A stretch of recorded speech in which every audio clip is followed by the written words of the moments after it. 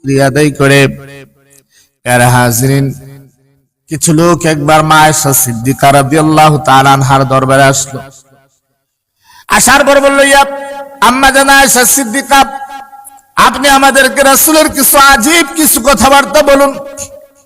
আম্মা জান আয়েশা সিদ্দিকা রাদিয়াল্লাহু তাআলা আনহা বলেন যে রাসূলের কোন কাজটা আজীব ছিল না, আশ্চর্য ছিল না? রাসূলের তো প্রত্যেকটা কাজই আজীব আশ্চর্য ছিল। একদিন রাত্রে রাসূল আমার কাছে আসলেন। আমার কাছে আসার পরে আমার সাথে শুইলেন। তার শরীরের সাথে আমার শরীর লাগলো। হঠাৎ করে বলল, হে আয়েশা, তুমি কি আমাকে অনুমতি দিবা না? আমি আমার রবের ইবাদত করব, আমি আমার রবের প্রশংসা করব, আমি আমার রবের ইবাদত করব, আমাকে কি অনুমতি দিবা না? মা আয়েশা সিদ্দিকা রাদিয়াল্লাহু তাআলা আনহা বললেন, ইয়া রাসূলুল্লাহ, আমি আপনার সহচর্যকে ভালোবাসি, আর আপনার মনের চাহিদা, মনের ইচ্ছা, মনের আশাটাকেও ভালোবাসি। আপনি যা চান সেটাকেও আমি ভালোবাসি।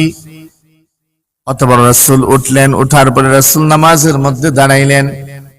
রাসূল এত লম্বা নামাজ পড়লেন। লম্বা নামাজ পড়ার পরে রাসূল যখন ফজরের যখন আজান হয়ে গেল, বেলাল যখন ফজরে আজান দিল, বেলাল ফজরে আজান দেওয়ার পরে মসজিদের মধ্যে বেলাল আসলো।